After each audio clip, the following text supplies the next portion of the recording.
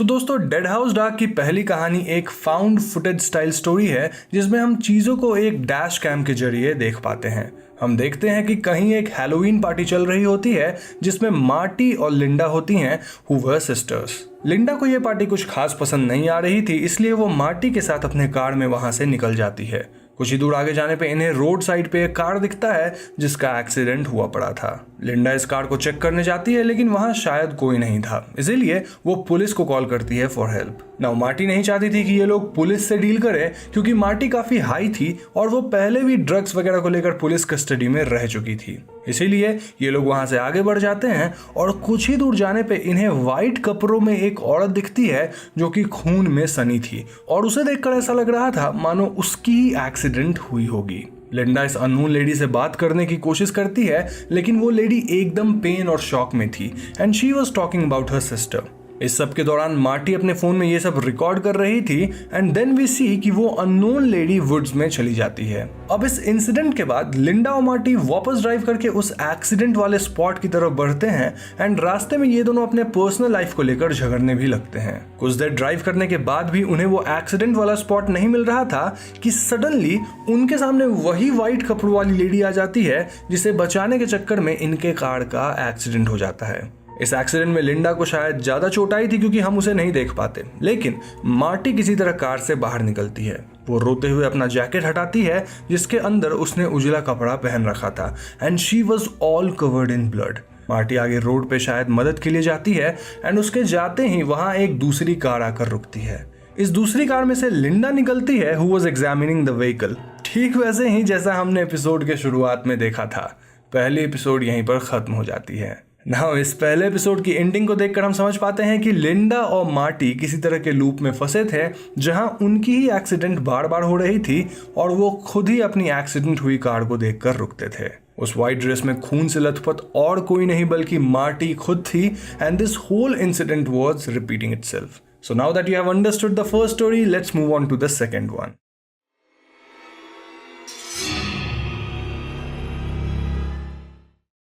दूसरी कहानी no pain no gain की शुरुआत में हम टिल्डा लॉक्सले को देखते हैं जो कि एक एथलीट थी और वो ऑसी रेस में हार जाती है जिस वजह से वो वर्ल्ड जूनियर में क्वालिफाई नहीं कर पाती। तो फिल्म के ओपनिंग सीन में हम मैटियो, उसकी फियांसे मोनिका और मैटियो की 8 साल की बेटी सोफिया से इंट्रोड्यूस हो जाते हैं जिन्होंने रिसेंटली अपने नए घर में शिफ्ट किया था। ये घर मेन सिटी से काफ़ी दूर था और इसीलिए इनके लिए ये एक वेकेशन होम की तरह था। सोफिया की छुट्टियां चल रही थी और मोनिका एक फ्रीलांस फोटोग्राफर थी जो कि इस जगह की सीनिक ब्यूटी को एक्सप्लोर एंड कैप्चर करने में लगी थी। तो अगली सुबह जब मैटियो काम पे निकल जाता है तो मोनिका सोफिया से बॉन्ड करने की कोशिश करती है, लेकिन दोस्तों सोफिया अपनी मॉम की डेथ के बाद से ही अपने डैड के लिए पॉजिटिव हो गई थी और मोनिका का उनके लाइफ में आना उसे बिल्कुल पसंद नहीं आ रहा था। इनफैक्ट सोफिया मौके ढूंढने लग गई थी to separate Matteo and Monica. Sophia Matteo से मोनिका के बारे में झूठ बोल के और डिफरेंट तरीकों से उन दोनों के बीच डिस्टेंसेस लाने की कोशिश करती रहती थी। अब हालांकि मोनिका को सोफिया के इंटेंशंस के बारे में पता था, लेकिन वो इसे ओवरसी करती थी क्योंकि वो जानती थी कि एक बच्चे के लिए उसकी माँ को खो देना कितना मुश्किल होता है। एनीवेज, आगे की कहानी में हम देख पाते हैं कि सोफिया को अपने रूम के क्लोजेट में एक म्यूजिक बॉक्स मिला था जिसे उसने अपने क्लोजेट में ही छिपा कर रख दिया था। रात होते ही उस क्लोजेट का दरवाजा अपने आप खुल जाता है और स्टेयरकेस के नीचे वाली दीवार पर ऐसी आवाज आने लगती है एज इफ कोई अपनी नेल से उस दीवार को स्क्रैच कर रहा हो। नेक्स्ट मॉर्निंग लिविंग रूम में फर्नीचर अरेंज करते वक्त मोनिका को सोफिया के फुटस्टेप्स की आवाज आती है, लेकिन सोफिया कहीं दिखाई नहीं देती। मोनिका सोफिया के रूम की तरफ जाने लगती है कि तभी उसे रियलाइज होता है कि उसने अभी अभी जिस सोफा का कवर हटाया था वो अपने आप फिर से कवर हो गया था।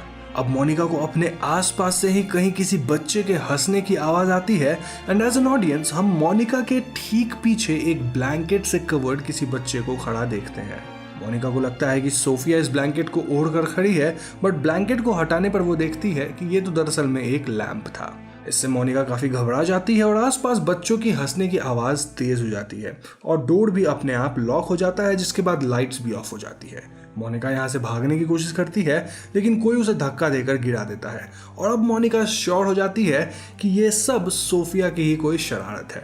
लेकिन तभी सोफिया बाहर से आकर उस रूम का डोर ओपन करती है, विच मींट कि सोफिया तो इस रूम में थी ही नहीं। मोनिका जब मैटियो के आने पे उसे ये सब बताती है तो वो सोफिया को ही डांटने लगता है। सोफिया एकदम सच बताती है कि वो तो यहाँ थी ही नहीं, लेकिन मैटियो से वो ऑलरेडी इतनी बार झूठ बोल चुकी थी कि मैटियो को उसकी बातों पे भरोसा नहीं होता। मोनिका को गिरने से चोट लग गई थी और इसी वजह से उसे रात को नींद भी नहीं आ रही थी, और रात को ठीक 3 बजे उसे अपने रूम के बाहर किसी बच्चे की शैडो दिखती है, और ये कोई और नहीं बल्कि सोफिया थी। दरअसल सोफिया को नींद नहीं आ रही थी बिकॉज उसे अपने रूम में कुछ हलचल महसूस हो रही थी, जिससे वो एकदम डरी हुई थी। मोनिका सोफिया को कंफर्ट करने लगती है और मैटियो भी उठ जाता है, एंड ठीक इसी समय उन लोगों को नीचे वाले रूम से कुछ आवाज़ें आने लगती हैं एज इफ सामान वगैरह गिर रहा हो।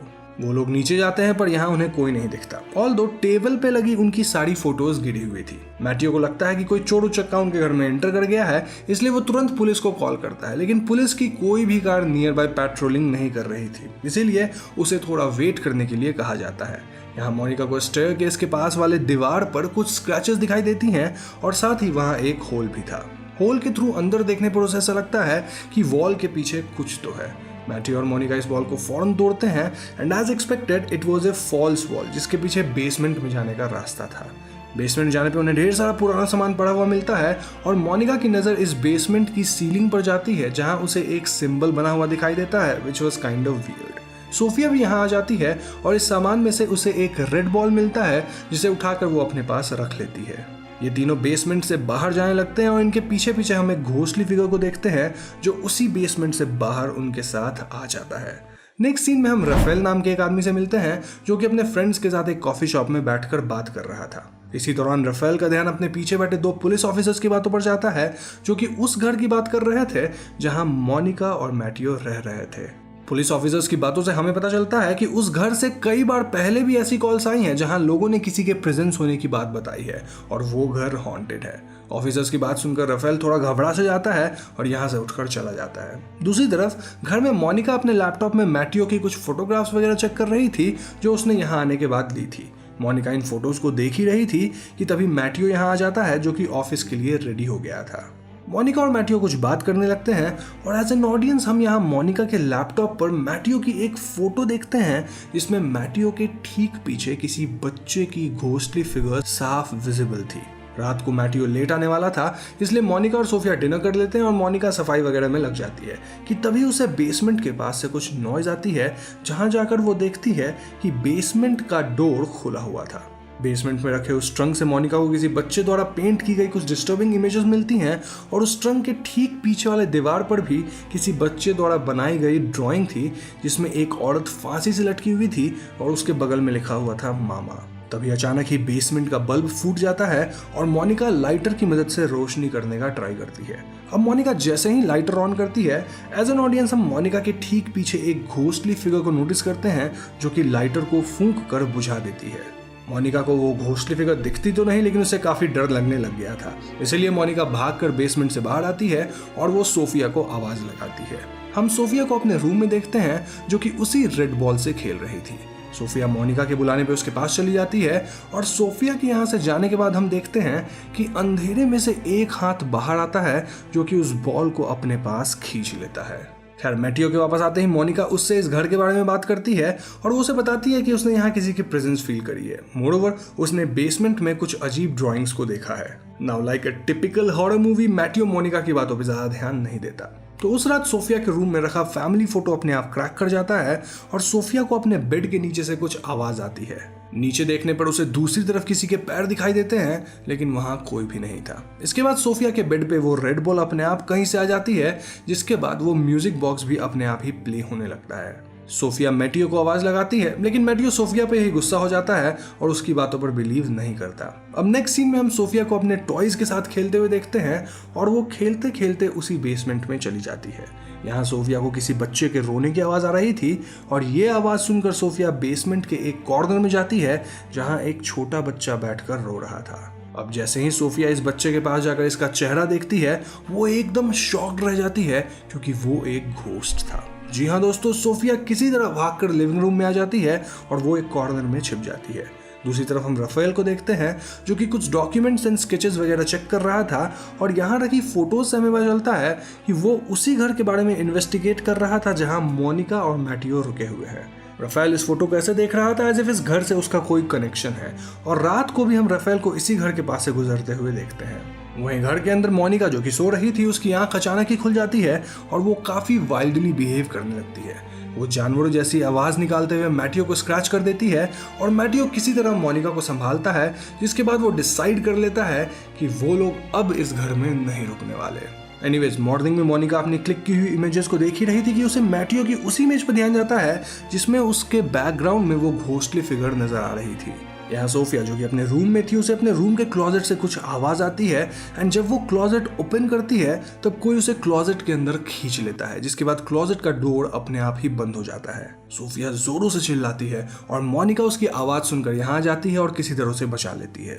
अब क्लोजेट के ब्रोकन मिरर के पीछे मोनिका वही अजीब सा सिंबल नोटिस करती है जो कि उसने बेसमेंट की सीलिंग पर नोटिस किया था। मोनिका उसी वक्त चर्च में कॉल करती है और शाम में चर्च से फादर आते हैं जो कि कोई और नहीं बल्कि फादर राफेल था। जी हाँ दोस्तों, राफेल मैटियो मोनिका को बताता है कि उसने अभी के लिए तो इस घर को प्यूरिफाई कर दिया है, लेकिन मैटियो को जल्दी ही अपनी फैमिली के साथ ये घर खाली कर देना चाहिए।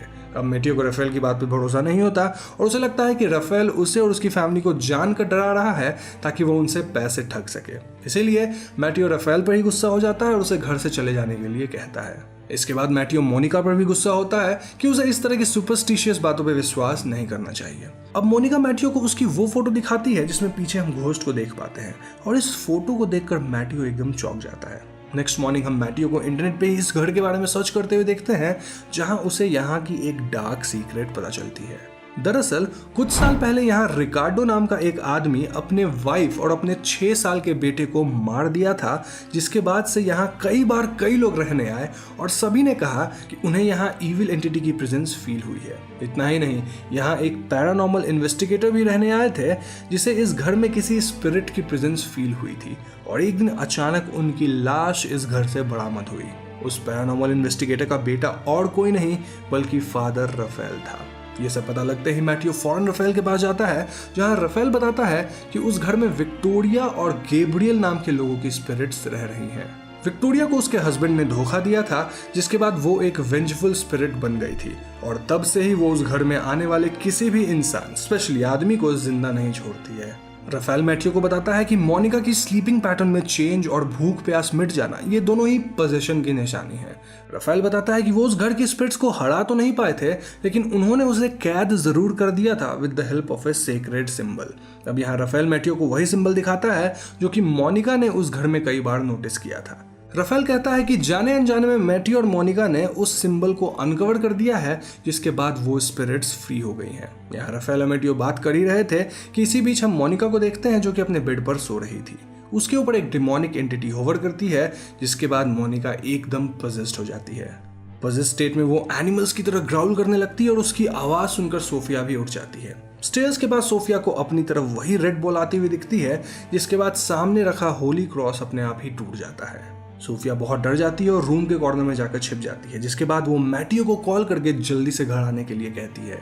यहाँ मैटियो सोफिया के कॉल से एकदम घबरा जाता है और वो राफेल के साथ फौरन घर के लिए निकल जाता है। राफेल मैटियो को कारण बताता है कि वो कोई एग्जॉसिस्ट नहीं है, जिस वजह से वो उन स्पिरिट्स को कंट्रोल नहीं कर सकता, लेकिन वो कुछ देर तक उन्हें होल्ड जरूर कर सकता है और इसी दौरान मैटियो को अपनी फैमिली के साथ उस घर से निकलकर भागना होगा। मैटियो और राफेल घर पहुंचते हैं, जहां मैटियो सोफिया को ढूंढ लेता है और इसके बाद वो लोग मोनिका के रूम की तरफ जाते हैं। रूम में एंटर करते ही वो लोग देखते हैं कि मोनिका का बेड हवा में लेविटेट कर रहा था और अचानक ही मोनिका उन दोनों के पीछे पजेस स्टेट में अपीयर हो जाती है। मोनिका मैटियो पे अटैक कर देती है और राफेल किसी तरह मोनिका को बस में करने की कोशिश करते हुए उसके ऊपर होली क्रॉस और होली वाटर छिड़कते हैं। ऐसा करने से वो थोड़ा काम होती है और राफेल और मैटियो उसे बेड से बांध देते हैं। राफेल मैटियो से कहता है कि उसे मोनिका का नाम जोर जोर से पुकारना होगा ताकि मोनिका की ओरिजिनल स्पिरिट उनकी बात सुन पाए। मैटियो ऐसा करता है और मोनिका आवाज भी देती है, लेकिन फिर वो डिमोनिक स्पिरिट उसको रिप्लेस कर देती है। इसके बाद मोनिका के अंदर से सोफिया की डेड मदर की आवाज आने लगती है, जो कि सोफिया को अपनी तरफ बुलाने लगती है। राफेल समझ जाता है कि ये उस स्पिरिट की एक चाल है और वो मैटियो और सोफिया को मोनिका से दूर रहने के लिए कहता है।